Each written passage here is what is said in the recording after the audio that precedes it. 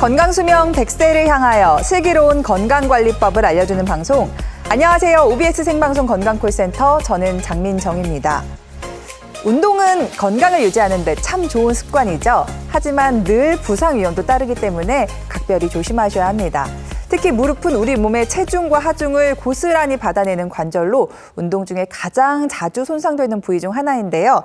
작은 통증이라고 반치하면 만성질환으로 이어질 수 있기 때문에 조기 관리가 무엇보다 중요합니다.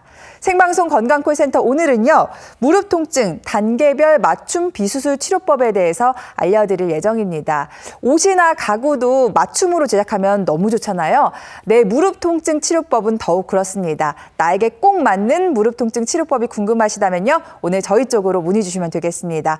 네, 여러분들의 관절 건강을 위해 도움 말씀 주실 전문의 모셔보도록 하겠습니다. 정형외과 전문의 양혁재 원장님과 함께합니다. 어서 오세요. 네, 안녕하세요. 네, 인사 부탁드립니다. 네, 안녕하세요. 정형외과 전문의 양혁재입니다.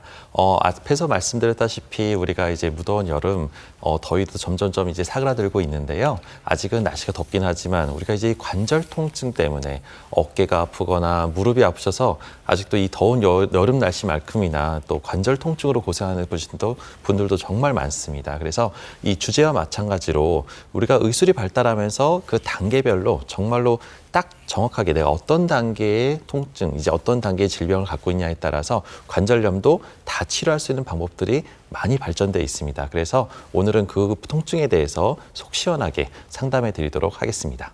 네.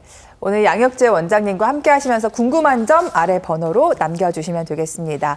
원장님, 저도 요새 운동을 굉장히 열심히 하고 있는데 그렇다 보니까 무릎이 조금씩 아파오는 것 같은데, 네. 많은 분들도 운동하시면서 아마 많이 다치는 부위가 무릎일 것 같습니다. 먼저 무릎이 어떤 구조로 되어 있고 각각 어떤 기능을 하는지부터 살펴볼까요? 네, 도대체 무릎이 어떻게 생겨먹었길래 우리 내 무릎을 이렇게 아프게 만드나, 내 무릎이 어디가 안 좋은 걸까라고 해서 궁금증이 있으신 분들은 오늘 이렇게 사진을 보면서, 그림을 보면서 한번 내 무릎 구조가 저렇게 되어 있구나라는 걸 알고 계시면 참 도움이 될 것 같습니다.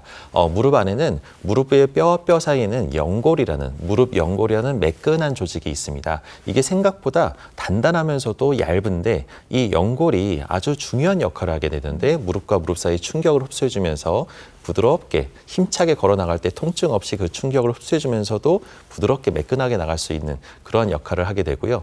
그 밖에도 무릎 연골과 연골 사이에는 그 충격을 흡수해주는 반월판이라는 반월상 연골판이 있습니다. 그래서 이 반월판이 또 쿠션 역할을 해주면서 큰 충격, 우리가 점프를 하거나 달리기를 할 때도 그 충격을 흡수해주는 역할을 해주게 되고요.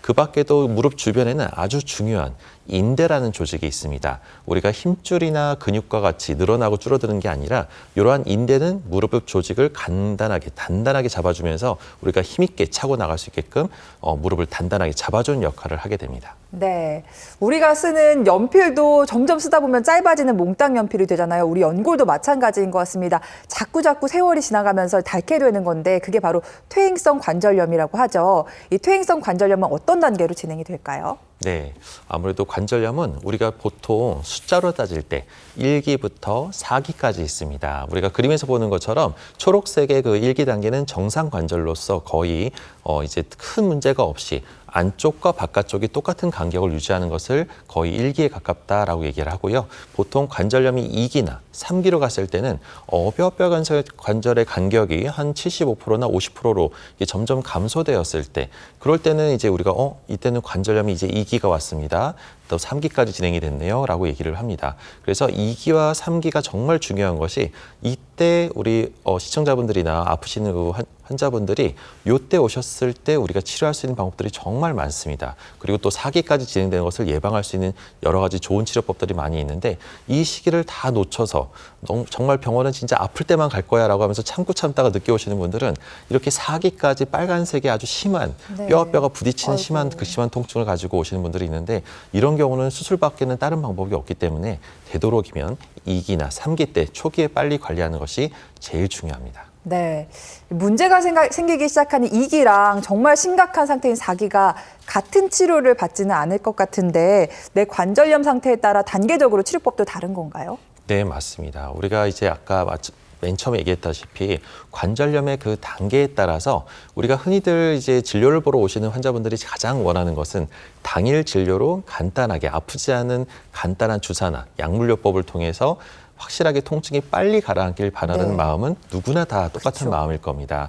마찬가지로 우리가 단계가 1단계에서 오시냐, 2단계에서 오시냐, 3단계에서 오시냐에 따라서 그거에 맞는 최대한 좀 통증이 덜하고 또 비용도 적게 들고 빨리 나을 수 있는 방법을 좀 하고 싶은데 환자분들의 상태에 따라서 어쩔 수 없이 비용도 더 질병이 심하면 심할수록 더 악화될 수밖에 없어서 되도록이면 빨리 증상이 있을 때 빨리 오시는 것이 좋습니다. 그래서 초기 단계에는 간단한 보존적인 치료로 약물 치료나 물리 치료로 하루 이틀이나 한 일주일 정도로 치료만 받아도 금방 좋아지지만 우리가 2단계나 3단계로 갔을 때 동네에서 충분히 뭐 연골주사를 맞든 뭐 스테로이드를 맞든 간에 이런 것들을 맞았다 하더라도 금방 또 재발하거나 다시 또 악화되는 경우는 뭔가 더 적극적인 치료가 필요한 경우가 꽤 많습니다.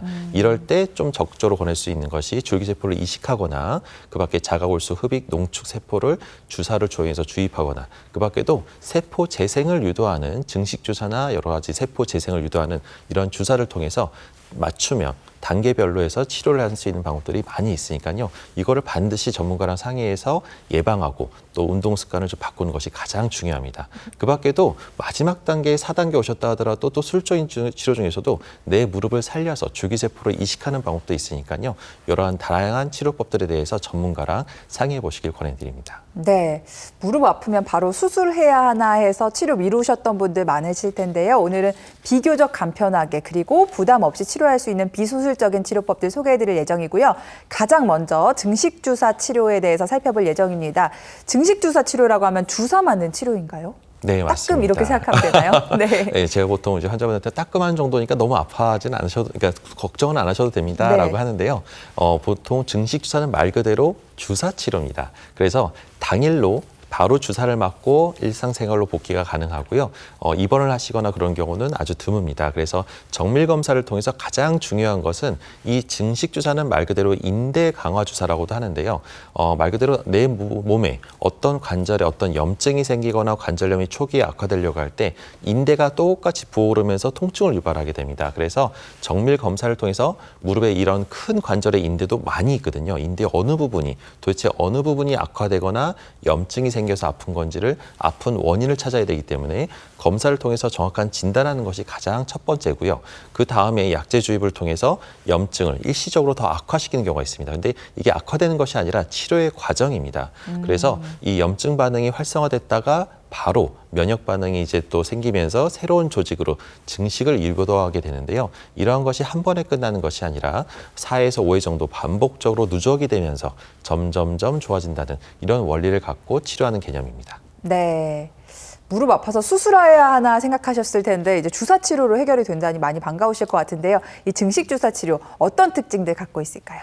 네, 뭐니 해도 앞에서 얘기했던 것처럼 간단한 당일로 해서 주사를 맞고 치료를 하는데 이런 과정들을 반복적으로 하면서 점점점 쌓이게 되면 좋아지는 간단한 치료고요. 게다가 또 주사기 때문에 흉터도 없고 나중에 하루 지나서 반창고를 떼보면 흉터도 남지도 않습니다. 그리고 가장 중요한 것은 내가 어떤 치료를 할 때 이게 부작용이나 합병증이나 이걸 했을 때 혹시나 또 다른 심각한 합병증이나 이런 부작용은 없는지를 꼭 알고 치료를 받으셔야 되는데요. 이 증식 주사는 가장 중요한 것이 안정성이 검증이 되고 특별한 부작용이 없다는 것이 가장 큰 특징이라고 할 수 있겠습니다. 그리고 이것이 일시적으로 통증만 가라앉히는 것이 아니라 제대로 알고 치료하게 되면 근본적으로 치료를 하게 돼서 쉽게 재발하거나 이런 경우도 없고요. 치료의 범위 또한 무릎과 그다음에 어깨 관절을 갖고도 그 밖에도 여러 모든 관절에 다 적용이 가능한 치료법이라고 할 수 있겠습니다. 네.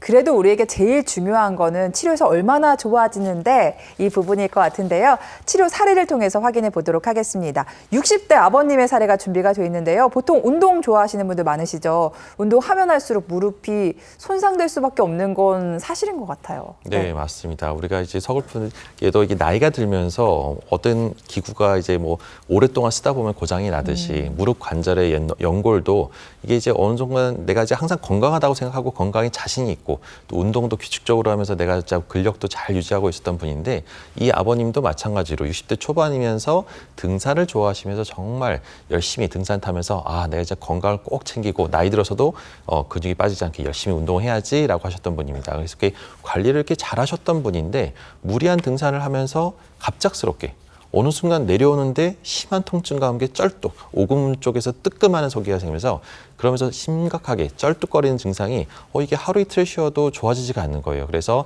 동네 병원에 가서 주사를 좀 치료나 어떤 치료를 받아야 되냐라고 물어봤더니 이제 너무 심각해서 다리가 많이 심하게 붓다 보니까 MRI 검사까지 진행을 했습니다. 근데 왼쪽 사진을 보게 되면 심하게 물이 차면서 연골판의 뒷부분, 후각부가 심하게 찢어져서 이거는 수술을 말고는 다른 방법이 없습니다라고 얘기 듣고 이게 수술을 꼭 해야 되나라고 고민을 많이 하셨던 분인데 시술 전에 이렇게 MRI를 보면 연골판이 하얀 부분들이 이제 원래 진한 검은색에 있던 부분이 하얗게 찢어져서 아주 그냥 심각하게 찢어진 소견이 보이는데 네. 시술하고 나서 주사 치료를 한 5회 정도 시행했습니다. 네. 그래서 제가 봤더니 이건 주사도 가능할 것 같다라고 해서 반복적으로 5회를 시행했고 다행히도 그렇게 주사를 통해서 상처 조직으로 잘 아물면서요. 지금 현재는 수술하지 않고도 잘 운동하면서 잘 또 건강하게 회복돼서 일상생활을 잘 영위하시는 분 중에 한 분이라고 할 수 있겠습니다. 네, 잘 모르는 제가 봐도 시술 전후 사진이 정말 많이 달라지고 좋아지신 걸 느낄 수 있었습니다. 자, 아마 많은 분들이 계단을 오를 때 좀 시린 느낌 가지신 분들 계실 거예요. 그리고 무릎을 움직일 때마다 딱딱 소리 나는 분들 있으실 거예요. 이런 증상에 딱 맞는 맞춤 치료법은 따로 있다고 합니다. 그 맞춤 치료법이 뭔지 궁금하시다면요, 오늘 저희 쪽으로 문의 주시면 되겠습니다. 지금부터는 여러분들의 문의 전화 받아보고 저희가 맞춤 치료법 함께 고민해 보도록 하겠습니다. 여보세요. 네, 안녕하세요. 네, 네, 어머니 연세가 어떻게 되실까요? 51년생입니다. 70대신 거죠? 예, 네, 70대 중반이시고 어디가 불편하신지 양혁재 원장님 스튜디오에 나와 계시니까요. 연결 도와드리도록 하겠습니다. 네, 안녕하세요, 어머님. 네. 네, 수고하십니다. 네, 어디가 많이 불편하세요, 어머님? 무릎이 한 2년 전에 수술을 했거든요. 어떤 수술을 하셨죠, 어머님? 무릎 연골 수술을 했어요. 인공관절 수술하신 건가요? 예. 네, 네. 그런데 그게 지금까지도 네. 잘 걷지를 못해요. 2년 되셨는데 그 후로 수술도 받으셨는데. 네. 이게 수술하고 재활을 충분히 하셨는데도 불구하고 지금 다리가 좀 힘이 없으신 건가요? 예, 다리가 힘이 없고 네. 그냥은 못 걸어요. 지팡이로 짚든지 뭐를 아이고. 짚어야만이 걸어가지 네. 그냥 못 걸어갑니다. 수술까지 아이고. 하셨는데. 네. 혹시 그러면 병원에서는 뭐라고 하시나요? 수술하신 선생님이 왜 이렇게 다리가 힘이 없는지 진료나 이런 걸 좀 보셨나요, 어머니? 예, 그 수술하신 원장님한테 가서 물으면 약만 주시고 네. 뭐 수술은 잘 됐다고 자꾸 그렇게 하시면서 네. 약만 주시는데 약을 네. 자꾸 먹으니까 네. 위가 안 좋아지는 것 같아요. 소화도 잘 안 되고. 네, 그렇죠. 그래가지고, 네. 예. 그래가지고 네. 내일 약을 어떤데 하루 3번 먹으라면 2번 먹고 네. 이러거든요. 네. 그런데 그 다리를 걸으면 이 네. 다리가 무릎이 힘이 없고 네. 이 오른쪽 다리는 수술했는데 네. 괜찮아요. 그거는 한 3년 됐거든요. 네. 그런데 왼쪽 다리는 한 2년 됐나 그러는데 네. 그 다리가 무릎 자체가 힘이 없어요. 힘이 없어요. 예, 힘이 없고 이렇게 걸으면은 네네. 거기가 아파가지고 힘을 못 줍니다. 무릎이 아프세요? 예, 어. 아파서 힘을 못 주고 네. 이렇게 뭘 지팡이나 꼭 짚어야 되고 그래가지고 병원에 가보면은 네. 수술은 잘 됐다고 자꾸 네. 이렇게 하시니까 내가 어떻게 할 수가 없어요, 진짜. 그러니까 어머니 입장에서 너무 답답하실 것 같아요. 이게 분명히 뭔가 이상이 있으니까 내가 아프고 힘이 안 들어가고 그럴 텐데 이걸 예. 가지고 가면 다 잘 됐다고 하고 술 끝나고 나면 괜찮다고 하고 이렇게 예. 얘기하시니까 답답하실 수가 있는데 제가 봤을 때 무릎에 예. 이제 인공관절을 하고 나서 힘이 없는 경우는 여러 가지 원인들이 있을 수가 있는데요. 예. 첫 번째는 이제 수술적인 원인으로 해서 뭔가 문제가 있었다고 하면 이제 수술 자체 다리 축이나 이런 거는 다 곧바르게 바르게 잘 됐다고 하면은 그 사이에 넣는 그 인설트라는 기구가 있는데요. 그 예. 기구가 너무 얇게 들어가거나 불안정성이 나올 만큼 조금 예. 너무 좀 이렇게 갭을 정확하게 맞추지 못하면 예. 이게 좀 무릎이 헐렁거리면서 그러니까 인대가 예. 느슨하게 덜렁거리는 느낌처럼 무릎이 예.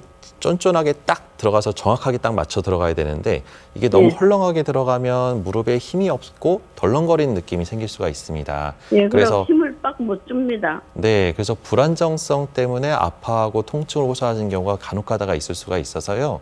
예. 요거를 이제 수술한 병원 말고도 뭐 이제 여러 가지 전문 병원이나 이런 데는 다 그 검사나 이런 걸 해볼 수가 있고 또 진찰을 해보면 알 수가 있기 때문에요.